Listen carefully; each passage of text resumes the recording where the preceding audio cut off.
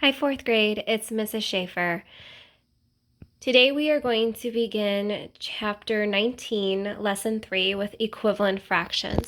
So if you notice that this is the same as yesterday, but this time with equivalent fractions, we are not using anything hands-on per se.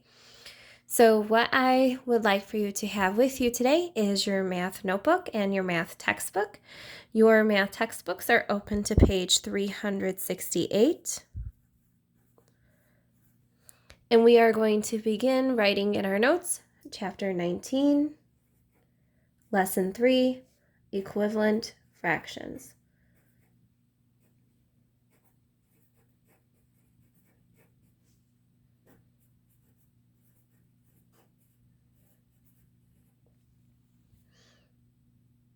We are going to begin with our quick review.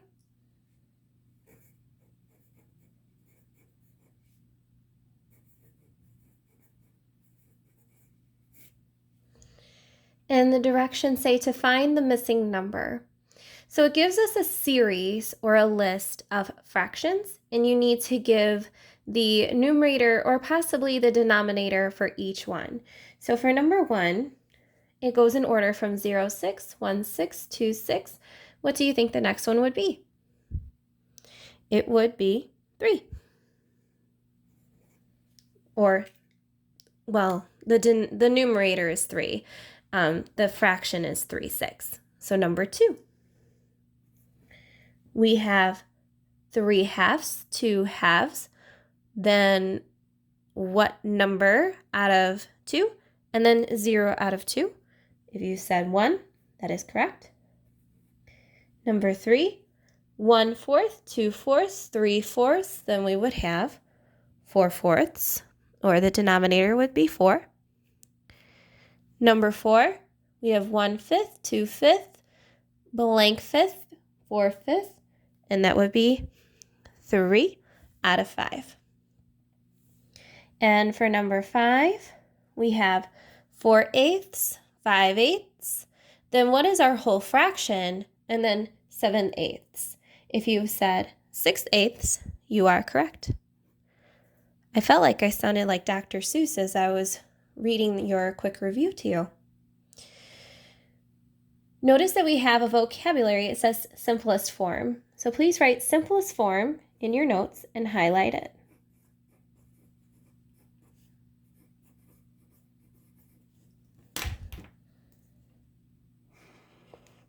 Then please read the definition for simplest form from your textbook. It can be found on page 369. It says, if you continue to divide until 1 is the only number that can be divided into the numerator and the denominator evenly, you find the fraction in simplest form. So simplest form is continue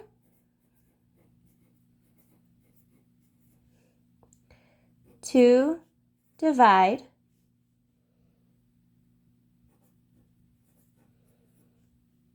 until 1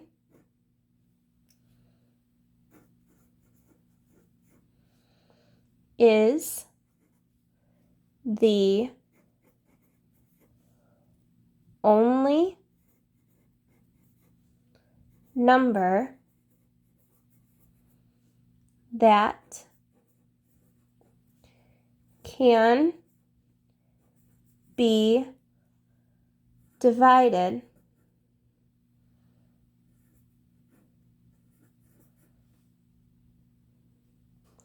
into the numerator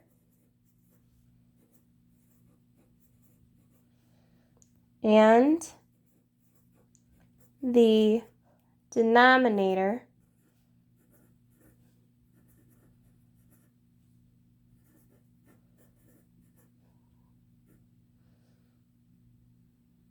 evenly.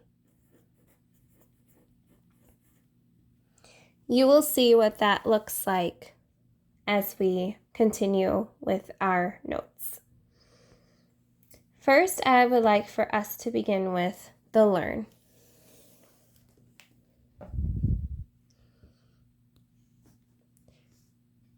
Please read with me, Pampered Pup.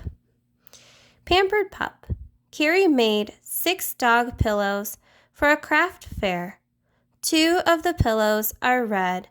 What fraction of the pillows are red? So here it shows the pillows that Carrie had made. So we have 6 pillows. 1/6 is red, and another 1/6 is red. But there are 6 pillows altogether. If we were to add these 1/6 and 1/6 and we group them just like this, okay, by their color, that's the fraction of the pillows.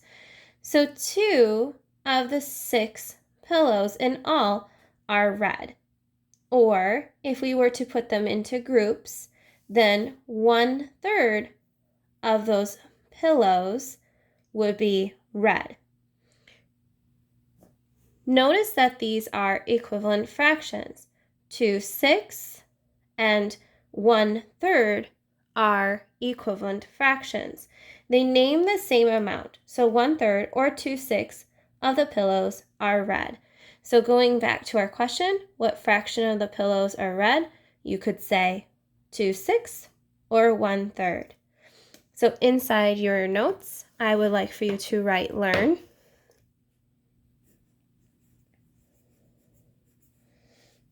And you would write 2/6 or 2 out of 6 equals 1/3. Okay? Both of these would be acceptable answers to that question of what fraction of the pillows are red. So 2/6 or 1/3 are red pillows. Okay. Looking back at our textbook, okay. Remember yesterday that we used fraction bars to find the equivalent fractions for a fraction? Well, here is another way. You get to use multiplication. So another way to find an equivalent fraction of 5/6 is you can multiply it by the same number. Whatever you multiply in the numerator, you have to multiply it the same in the denominator. So when we have 5/6, if we multiply each by 2, we would have 2/10. If I gave you another fraction like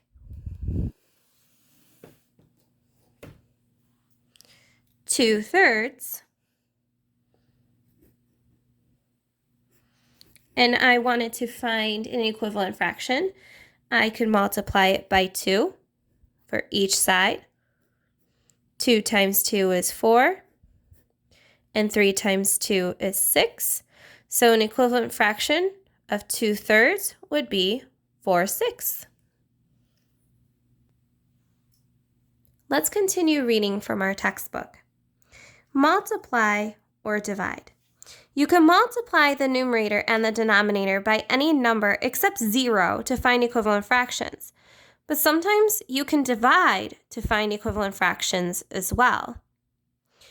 So one way that we just did was to multiply the numerator and the denominator by the same number to make the fraction bigger.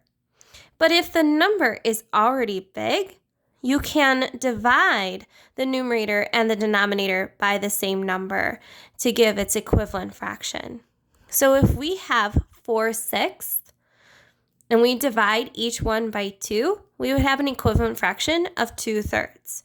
So knowing your multiplication facts and your division facts is going to help you greatly with this lesson. So when we divide the numerator and the denominator by the same number, you're actually finding its simplest form. That's what simplest form really means. So when you divide a number, the numerator or the denominator, when you divide it by a number as evenly as you can until you get to 1, or it cannot be divided anymore, then that's its simplest form. Okay, so for example, let's find the simplest form of 45 over 60. Inside your notes, let's write 45 divided by 60. So I'm going to think of my multiples and what is common with 45 and 60. And I'm going to start pretty easy. They both end in a 5 or a 0, so I know that they can be divided by 5. So I'm going to divide each number, the numerator and the denominator, by 5.